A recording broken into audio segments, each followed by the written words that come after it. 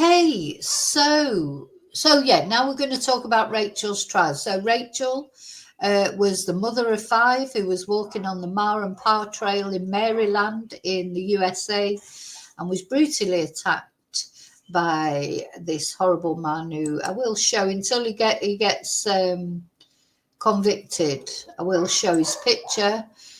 You know, talk about the eyes. Look at his eyes. This is a bad man. You can see in his eyes he's a bad man. He's like the eyes of a demon.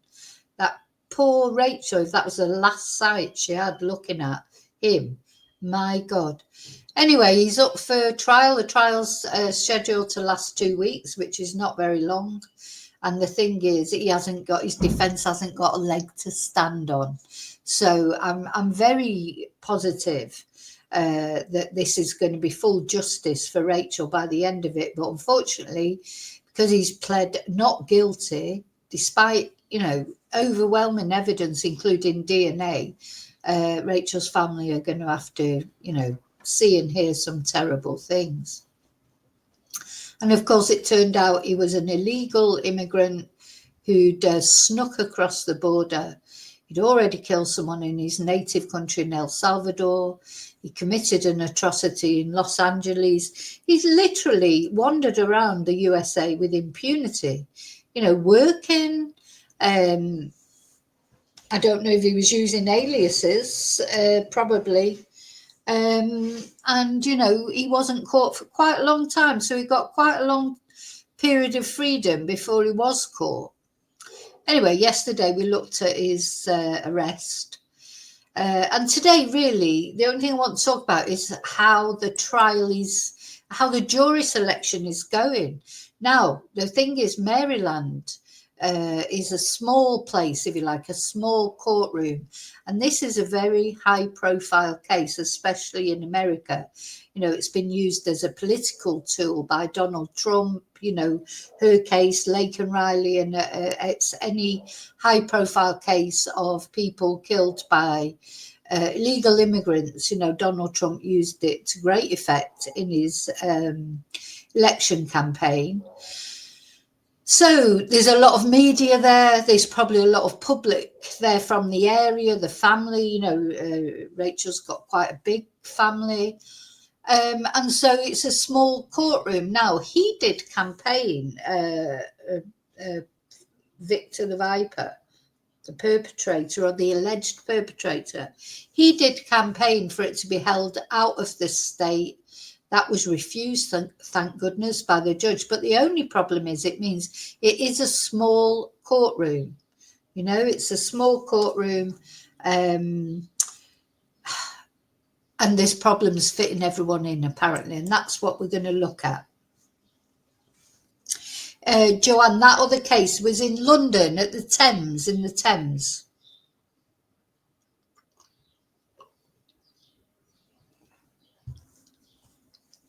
So let's have a look at this news article that just explains what's happened so far.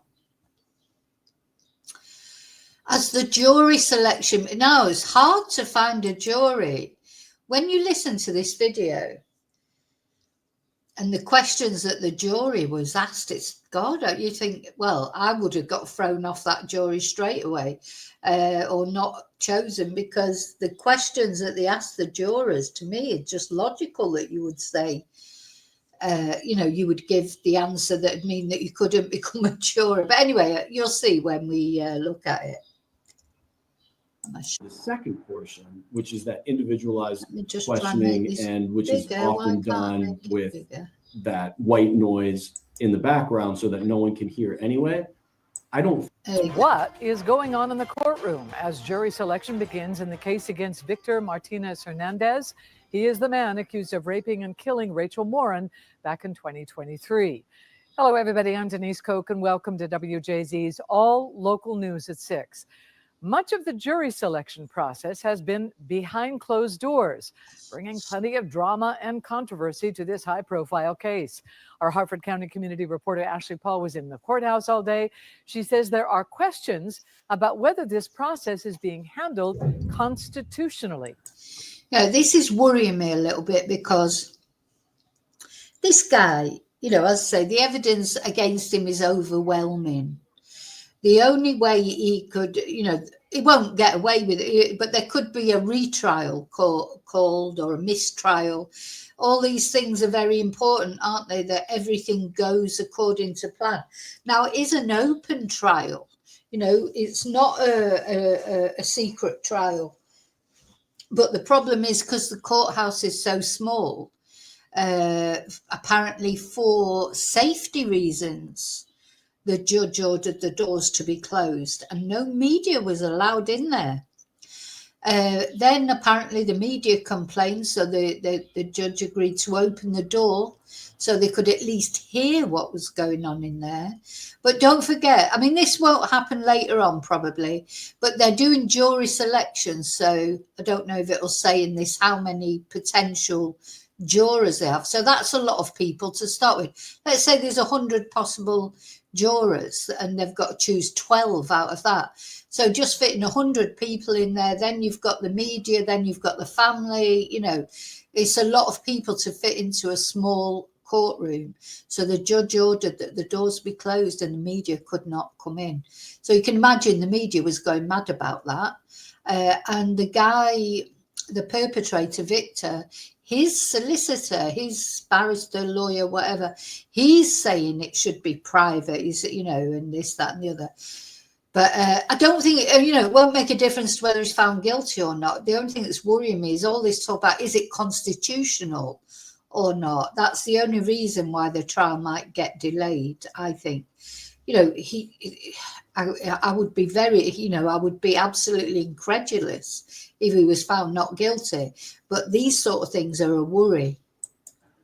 124 potential jurors were questioned on day one by Judge Yolanda Curtin, but due to capacity concerns, the media was not allowed to enter. But this is an open trial, so after some pushback, the judge allowed deputies to open the doors to the courtroom so we could hear the next round of questioning from the hallway. Jurors were asked if they had strong feelings about allegations of sexual assault, rape, and murder, to which nearly 63% of them responded yes. They were also asked if they're comfortable viewing graphic images of the crime scene and evidence, and if they have any bias towards someone taking the stand who needs a language interpreter. At that point, the process moved to individual. Well, that was interesting, isn't it? The sort of questions that they're getting asked. Would you have any bias to somebody who was using a voice, you know, an interpreter? Because this bloody twonk, Victor, he pretends he can't speak English. I don't believe that for a minute. You know, he speaks English, but it's very convenient, isn't it? When the police were questioning him when they arrested him, he was like pretending that he couldn't speak English. You know, at the actual arrest I'm talking about. Then by the time they got him back to the precinct, they probably got him an interpreter. But, you know, I don't believe for a minute he can't speak English. That's a funny thing to ask the jurors, isn't it? Because are they going to say, oh, yeah, I would be biased against someone who needed an interpreter? Funny questions. Let's just actually go back a little bit to see the other couple of questions. At that point, the process moved to individual juror questioning, which again happened behind closed doors. In previous cases, the public was allowed to observe individual juror questioning with accommodations made to conceal sensitive information. In a 1992 Maryland ruling in the case of Waters versus the state, this exact situation was called into question, and it was ruled that the defendant's right to a public trial was violated. We asked attorney Eric Bacage if this process has been constitutional so far.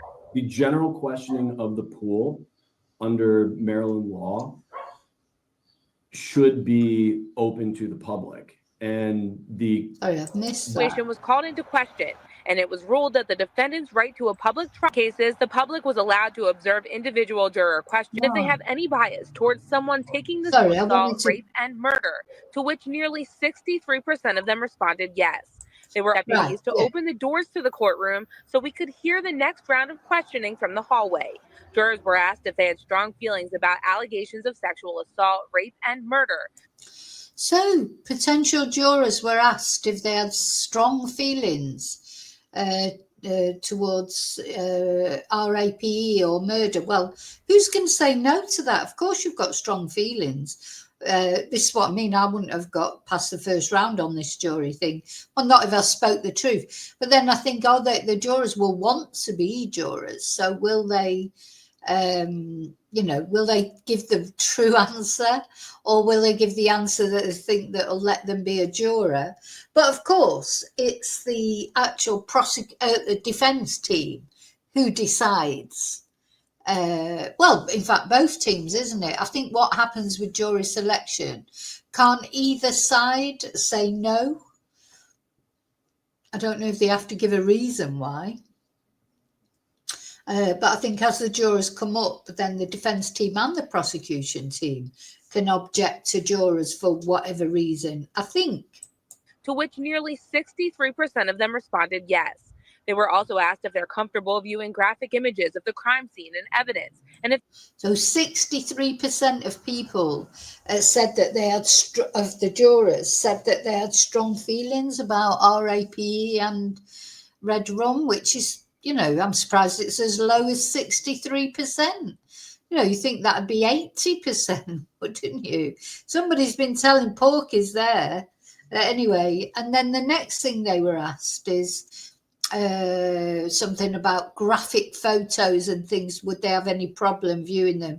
Because there's going to be some very graphic photos in this case, because Rachel, I mean, I really worry for a family here if they're going to have to see these photos. She was bludgeoned with a rock, and apparently, his intention seemed to be destroy her face. So they're going to be really horrible crime scene photos that this jury are going to have to look at, and the family and anyone else who's there in the courtroom. I presume if they show them, they may only show them to the jurors. I don't know what they're going to do, but it's not going to be very nice. And that, again, this is because of him not pleading guilty that everyone's got sick through that. If they have any bias towards someone taking the stand who needs a language interpreter. At that point, the process moved to individual juror questioning, which again happened behind closed doors. In previous cases, the public was allowed to observe individual juror questioning with accommodations made to conceal sensitive information. In a 1992 Maryland ruling in the case of Waters versus the state, this exact situation was called into question, and it was ruled that the defendant's right to a public trial was violated. We asked attorney Eric Bacage if this process has been constitutional so far.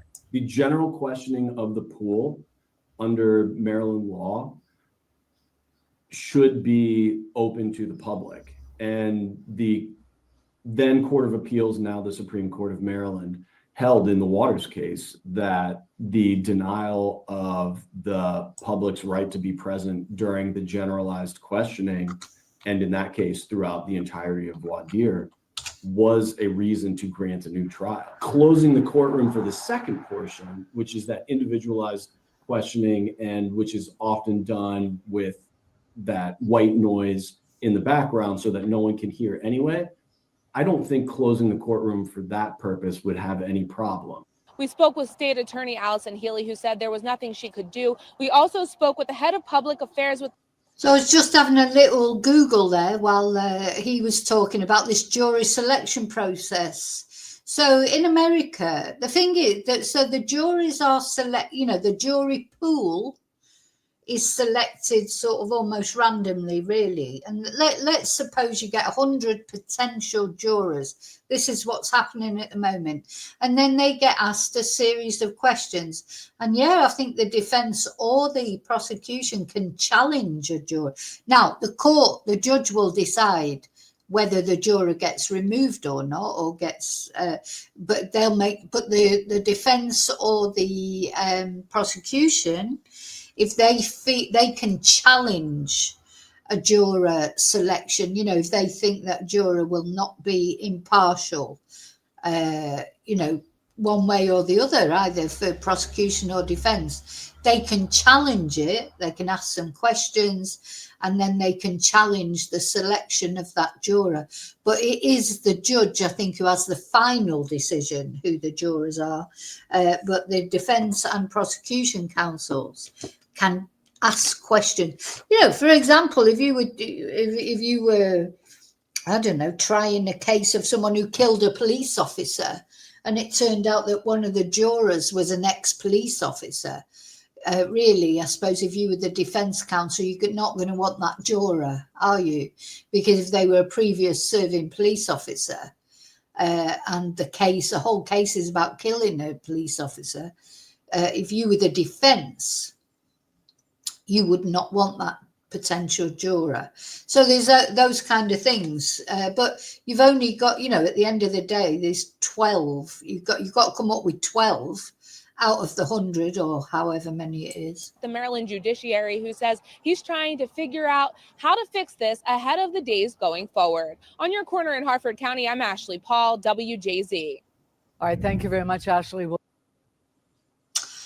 Okay. Years to come, and you're going to say, he was right. No. Tonight we are following new developments in. Don't want to talk about Donald Trump and tariffs, do it.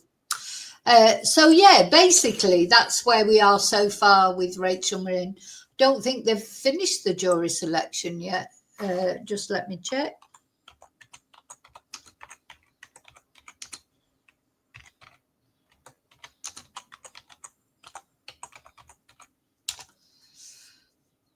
Oh, it says, 10 hours ago, jury seated, jury selected.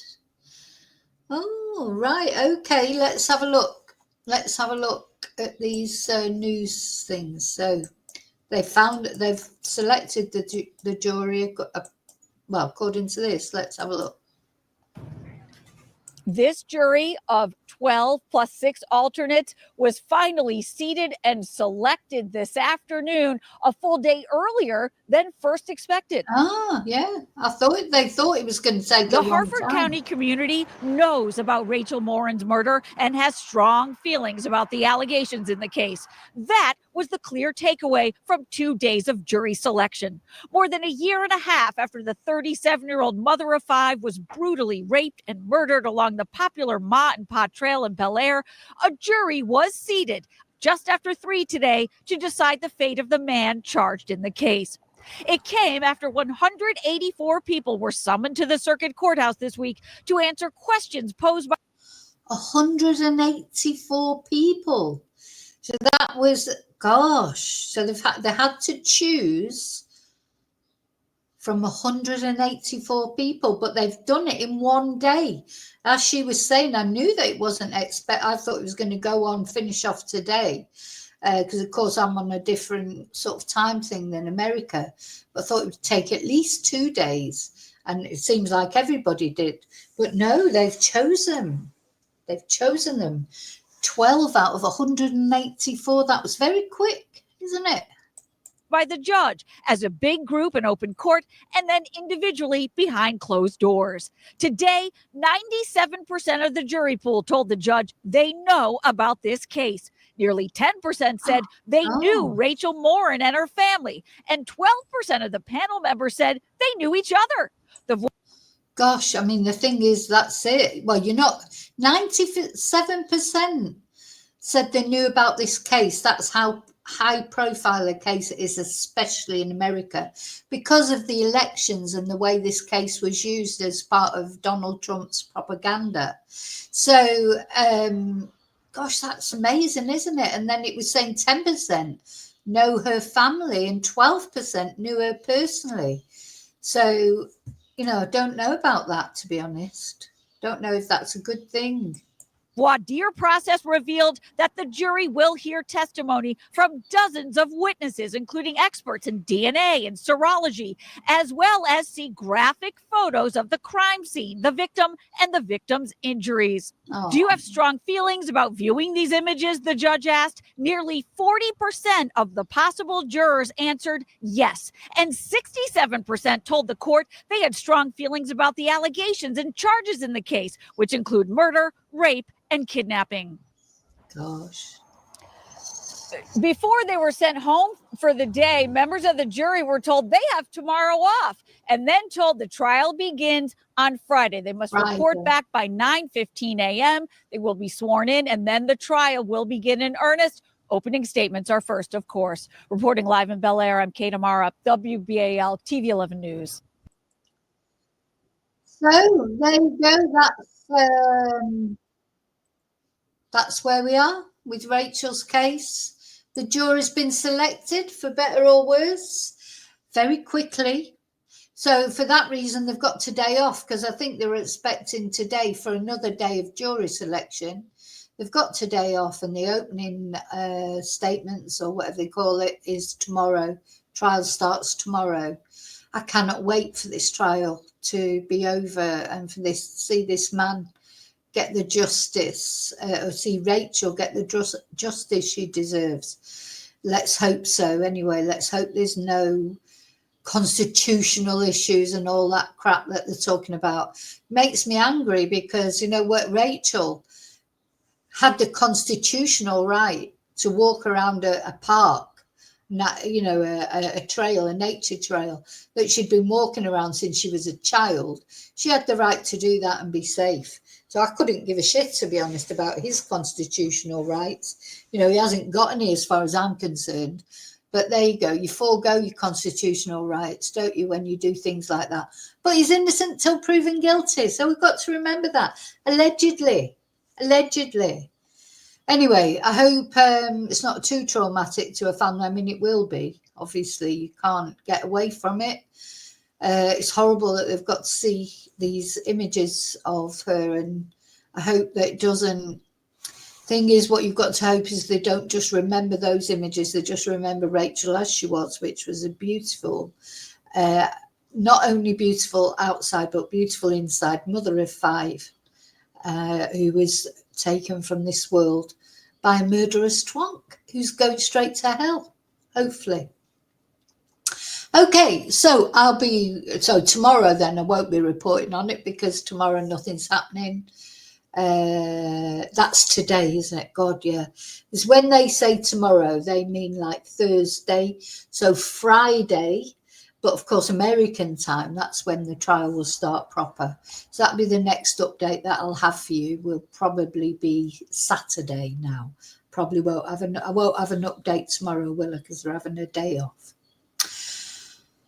Okay, God bless